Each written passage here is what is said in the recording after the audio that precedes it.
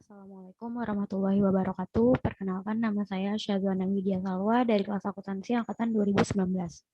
Di video kali ini saya akan membahas Waste Management Scandal pada tahun 1998 sebagai tugas individu. Saya bahas yaitu sejarah singkat Waste Management Incorporation, kronologis kasus, pihak-pihak yang terlibat dalam skandal, penyebab terjadinya skandal Waste Management, dampak dan keberlanjutan skandal, keadaan Waste Management Incorporation sekarang, hasil analisis dari kasus Waste Management Incorporation, dan yang terakhir prinsip Good Corporate Governance atau GCG. Yang pertama, sejarah singkat Waste Management Incorporation. Waste Management Incorporation didirikan oleh dua sepupu, yaitu Dean Bantrock dan Wayne Huizenga pada tahun 1968. Perusahaan yang bermarkas di City Tower pertama di Houston, Texas. Perusahaan bergerak dalam industri pembangunan limbah dan perusahaan jasa lingkungan di Amerika Serikat. Waste Management menjadi perusahaan manajemen limbah terbesar di Amerika Serikat. Namun, Wayne Huizenga meninggalkan Waste Management Incorporation pada tahun 1984 untuk mendirikan kerajaan Blockbuster.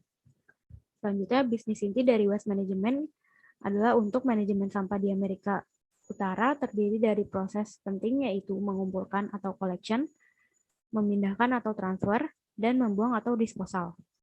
Dalam pemilikan Bantrock sebagai CEO, perusahaan tersebut go public pada tahun 1971 dan kemudian berkembang selama tahun 1970-an dan 1980-an.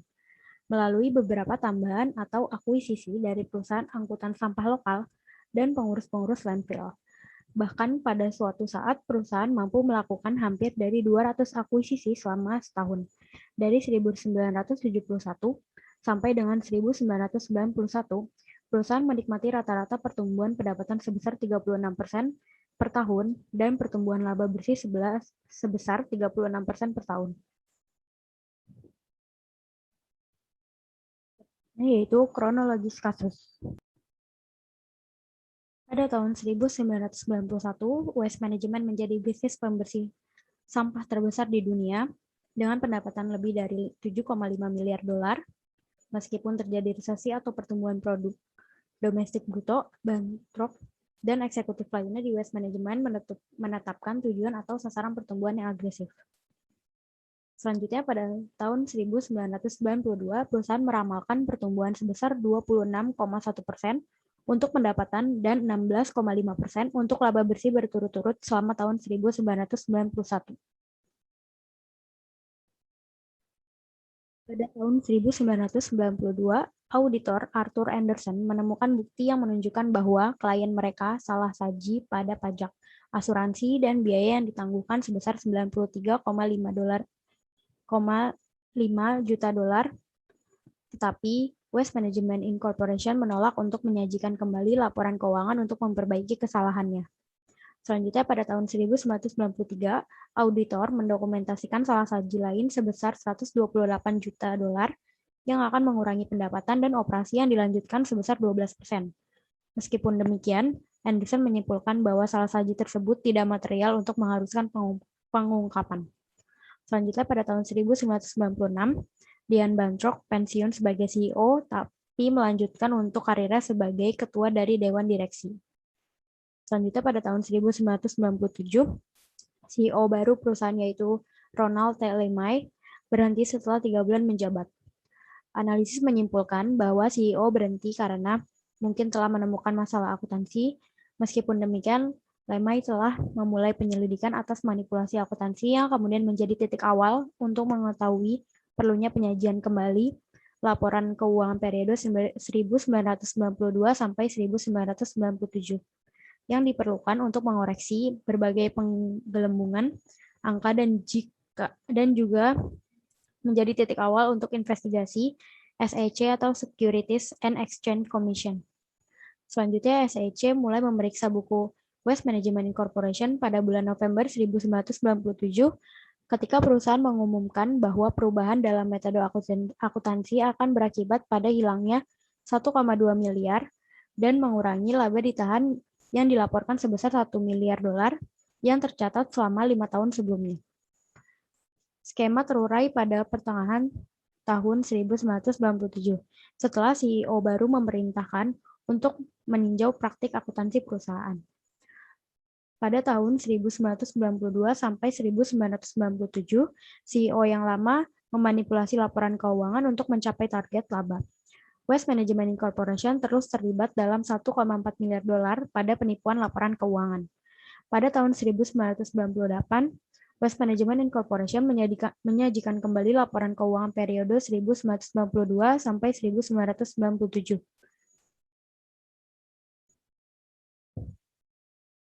Dalam penyajian kembali, melalui 3 kuartal pertama, perusahaan mengakui secara material telah menggelembungkan laba sebelum pajak sekitar 1,7 miliar dan mengecilkan elemen tertentu dari beban pajaknya sebesar $190 juta.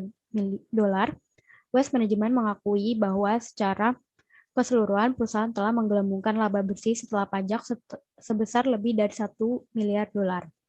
Setelah pengumuman tersebut, saham perusahaan turun hingga lebih dari 30% dan pemegang saham rugi hingga $6 miliar. SEC menuduh Dean Bantrock, pendiri perusahaan, dan 5 pejabat top lainnya melakukan penipuan ini. Tuduhan tersebut menduga bahwa manajemen telah berulang kali merubah penilaian biaya depresiasi untuk mengurangi jumlah biaya yang telah melakukan praktik akuntansi yang tidak layak berhubungan dengan kebijakan kapitalisasi, juga merencanakan pengurangan biaya-biaya. SEC juga menuduh Arthur Andersen sebagai auditor Waste Management yang diduga keras mengetahui atau secara sembarangan mengeluarkan laporan audit secara material salah dan menyesatkan untuk periode 1993 sampai dengan 1996.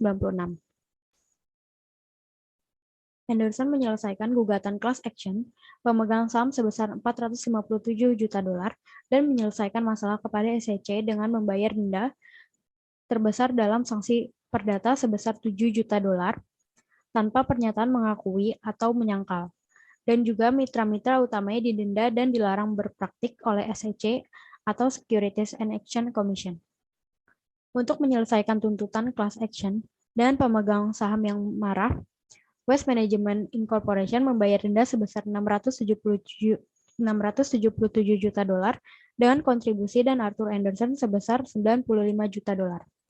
Tim manajemen puncak di Waste Management Incorporation, termasuk Chief Financial Officer dan petugas akuntansi kepala, dipaksa untuk mengundurkan diri.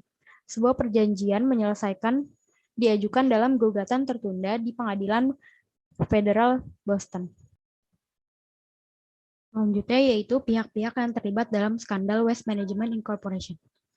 Yang pertama ada pendiri yaitu Chairman dan CEO Dean L. Bantrock.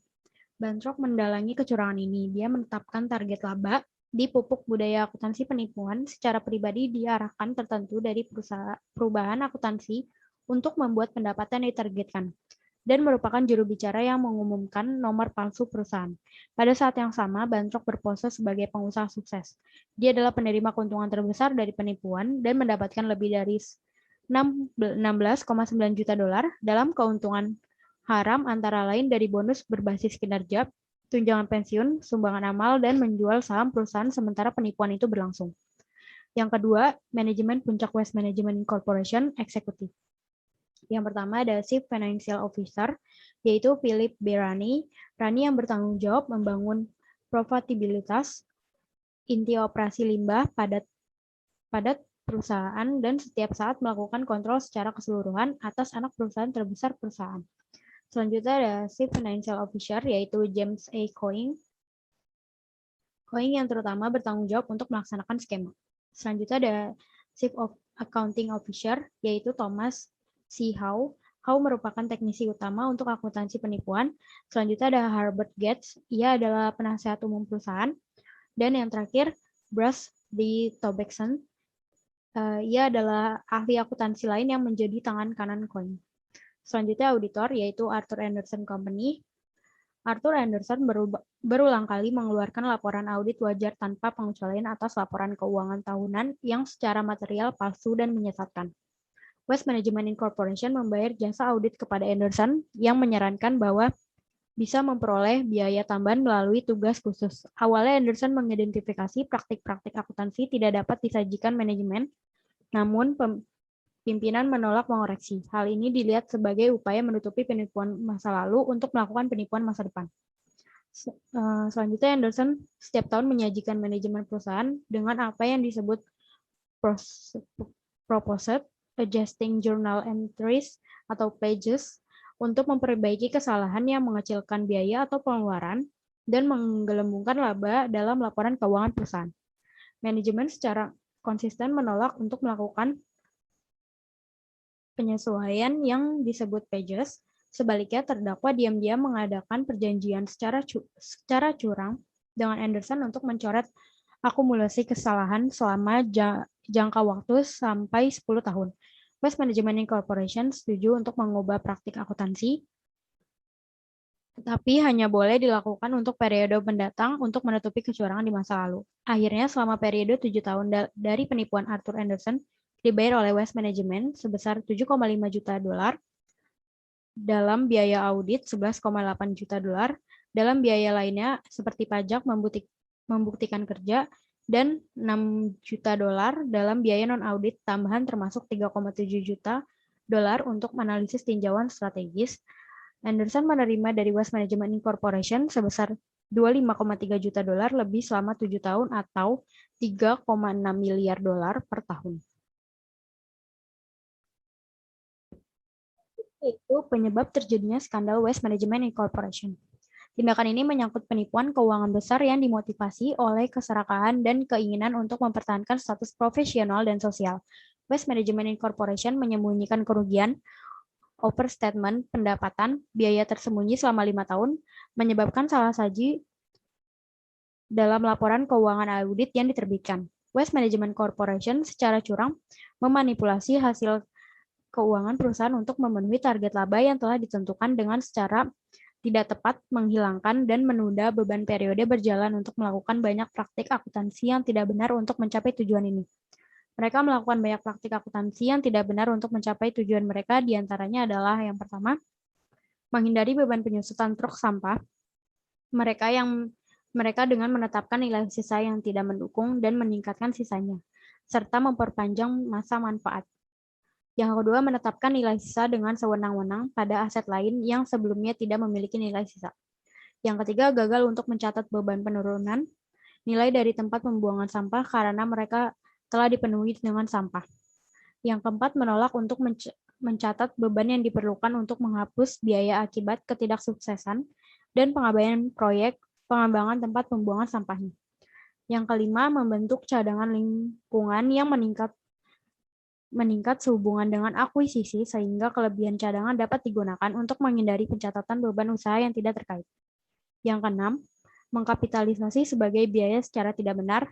Dan yang ketujuh, gagal untuk membentuk cadangan yang cukup untuk membayar pajak penghasilan dan biaya-biaya lainnya. Untuk mengecilkan biaya atau pengurangan yang menggelembungkan laba, manajemen penggunaan top level adjustment untuk dapat mencapai target laba yang ditentukan. Bantrok dan mitra lainnya melakukan kecurangan sekuritas, pengajuan laporan berkala yang palsu, pemalsuan buku-buku dan catatan, serta kebohongan kepada auditor untuk mendapatkan keuntungan yang besar dan memperkaya diri sendiri. Para pelaku motivasi didorong oleh keserakahan dan terlibat memperkaya diri, diawetkan posisi perusahaan mereka dan status dalam komunitas bisnis dan sosial. Dan juga tambahan termasuk bonus, saham pilihan, dan tunjangan pensiun yang didasarkan pada kinerja perusahaan. Dampak dan keberlanjutan skandal Waste Management Incorporation. Skandal Waste Management Incorporation merupakan perusahaan yang melakukan penyajian kembali terbesar dalam sejarah perusahaan.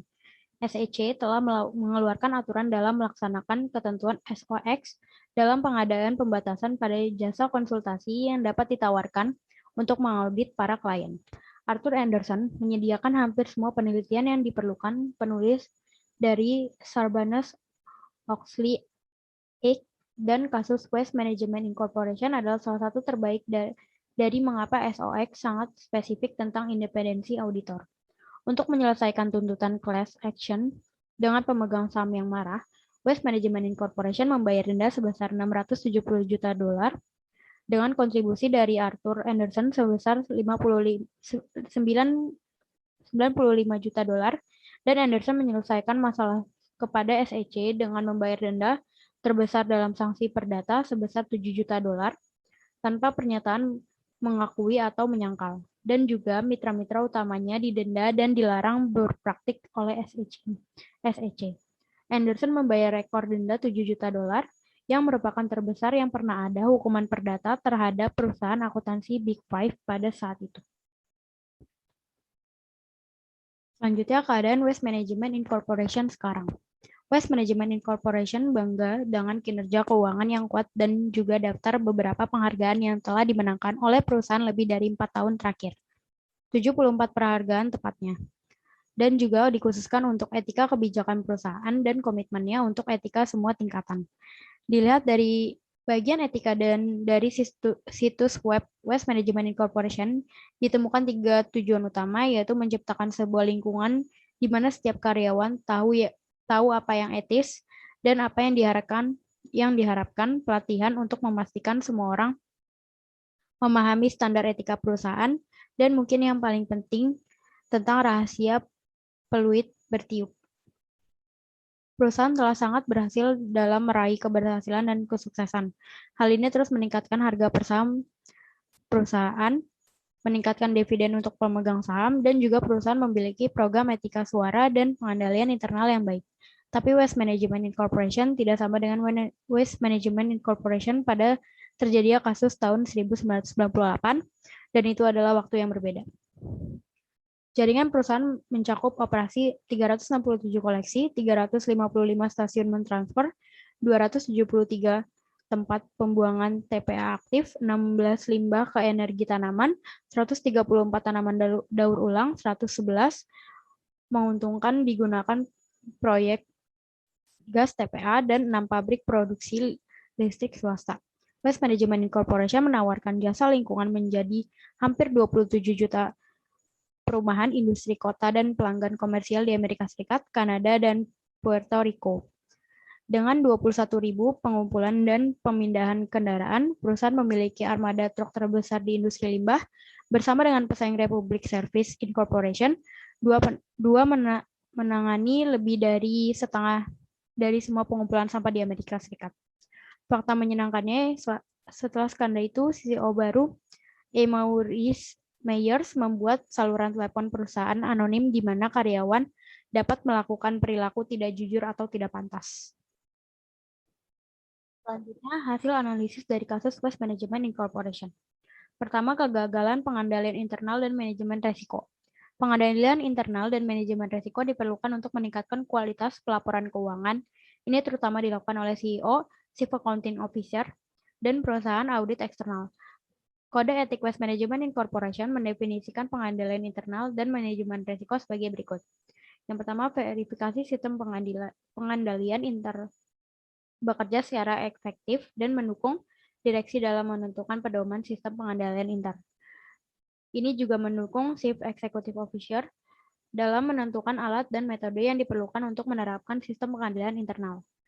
Yang kedua, resiko mensyaratkan dengan mengidentifikasi dan dipantau serta diperbarui secara teratur dan unsur-unsur negatif yang dapat mengancam kelangsungan operasional organisasi harus dinilai dari hati-hati dan perlindungan yang disesuaikan. Yang ketiga, dalam skandal Waste Management Incorporation, CEO, Direktur Eksekutif, Manajemen Senior, dan perusahaan auditor yang terlibat. Yang keempat, hal ini pada akhirnya menyebabkan kegagalan pengendalian internal dan manajemen risiko yang buruk. Dan yang terakhir, pengawasan dalam rumus skema penipuan mengacu pada kurangnya adanya tata kelola perusahaan yang bertanggung jawab dalam fungsi manajemen, pemantauan untuk penyajian wajar dalam laporan keuangan sesuai dengan GAAP atau Generally Accepted Accounting Principle. Yang kedua yaitu masalah etika. Dari sudut pandang etika, penipuan yang dilakukan oleh keenam eksekutif Waste Management Incorporation sudah pasti itu perbuatan yang salah. Kejahatan yang telah dilakukan tidak hanya ilegal. Apa yang telah dilakukan benar-benar salah. Mereka tidak hanya berbohong dan menunjukkan bahwa ketidakjujuran, tetapi perusahaan telah mempertaruhkan banyak pekerja yang hidupnya tergantung pada perusahaan. Selanjutnya yang ketiga yaitu teori etika. Analisis kasus manajemen menurut beberapa teori etika. Yang pertama, egoisme. Menurut paham egoisme etis, tindakan menolong orang lain dianggap sebagai tindakan untuk menolong diri sendiri karena mungkin saja kepentingan orang lain tersebut bertautan dengan kepentingan diri, sehingga dalam menolong orang lain sebenarnya juga dalam rangka memenuhi kepentingan diri sendiri. Inti dari paham egoisme etis adalah bahwa jika ada tindakan menguntungkan orang lain, maka keuntungan bagi orang lain bukanlah alasan yang membuat tindakan itu benar. Yang membuat tindakan itu benar adalah kenyataan bahwa tindakan itu menguntungkan diri sendiri. Selanjutnya, utilitarianisme atau suatu teori dari segi etika normatif yang menyatakan bahwa suatu tindakan yang patut adalah yang memaksimalkan penggunaannya atau utility. Jika dilihat dari teori ini, tindakan para pelaku dianggap tidak benar karena tindakan yang mereka lakukan banyak merugikan pihak seperti pemegang saham, investor, dan karyawan. Yang ketiga, deontologi atau pandangan etika normatif yang bernilai moralitas suatu tindakan berdasarkan keputusan pada peraturan. Deontologi mengevaluasi etikalitas perilaku berdasarkan motivasi pembuatan keputusan, dan menurut prinsip deontologi, tindakan dapat dibenarkan secara etika meskipun tidak menghasilkan keuntungan bersih atas kebaikan terhadap kejahatan bagi para pengambil keputusan atau bagi masyarakat secara keseluruhan. Yang keempat yaitu teori hak. Jika dilihat dari teori hak, tindakan yang dilakukan para pelaku jelas tidak melanggar hak para pemegang saham dengan mereka memanipulasi laporan keuangan demi keuntungan pribadi. Hak yang seharusnya didapat oleh para pemegang saham dan investor ataupun pihak lainnya tidak dipenuhi. Selanjutnya, teori keutamaan. Jika dilihat dari teori keutamaan, tindakan yang telah dilakukan oleh para pelaku dianggap tidak benar karena para pelaku tersebut tidak memiliki sifat-sifat yang seharusnya dimiliki oleh seorang pelaku bisnis. Dan yang terakhir yaitu teori etika teonom. Para pelaku hanya mementingkan kebahagiaan duniawi tanpa memperdulikan tujuan tertinggi hidup umat manusia yaitu akhirat. Hal tersebut mungkin disebabkan oleh kurangnya pendidikan para pelaku tentang model spiritual atau SQ yang penting untuk membangun kecerdasan tak terbatas yang baik agar menjadi pribadi yang memiliki hati nurani dan dapat mencegah seorang individu melakukan hal yang tidak baik. Prinsip good corporate governance. Dalam hal ini, apa yang para Executive Waste Management Incorporation merupakan hal yang salah dengan membuat keputusan yang buruk melakukan penipuan kecurangan keuangan hanya untuk mencapai target laba yang telah ditentukan. Mereka telah merugikan banyak pihak, bukan hanya para pemegang saham, namun juga para karyawan yang dirugikan.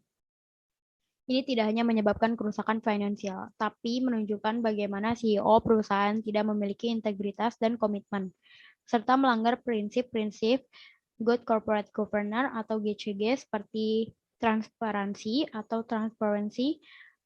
Hal ini tidak diimplementasikan oleh Waste Management Incorporation karena banyak informasi-informasi yang disembunyikan yang seharusnya disampaikan secara terbuka kepada stakeholders perusahaan. Yang kedua, akuntabilitas atau accountability, prinsip yang dilanggar oleh para Executive Waste Management Incorporation dengan tidak ditunjukkan sistem akuntansi yang efektif untuk menghasilkan laporan keuangan yang dapat dipercaya karena mereka menghasilkan laporan keuangan yang salah saji selama 5 tahun berturut-turut. Ini menyebabkan ketidakjelasan fungsi pelaksanaan dan pertanggungjawaban serta setiap organ sehingga pengolahan berjalan tidak efektif. Yang ketiga, responsibilitas atau responsibility, prinsip yang dilanggar oleh para Executive Waste Management Corporation yang tidak memberikan pertanggungjawaban atas semua tindakan yang mengelola perusahaan kepada para pemangku kepentingan. Yang keempat, independensi. Prinsip ini dilanggar oleh auditor eksternal yang bekerja sama dengan para pelaku dalam memanipulasi laporan keuangan perusahaan. Dan yang kelima, yang terakhir, kesetaraan atau fairness. Prinsip ini sudah sangat jelas tidak dilanggar oleh para Executive Waste Management Corporation karena mereka mementingkan diri sendiri untuk memperkaya diri dengan cara melakukan penipuan. Sekian pembahasan tentang Waste Management Incorporation pada skandal pada tahun 1998. Kurang lebih mohon maaf. Wassalamualaikum warahmatullahi wabarakatuh.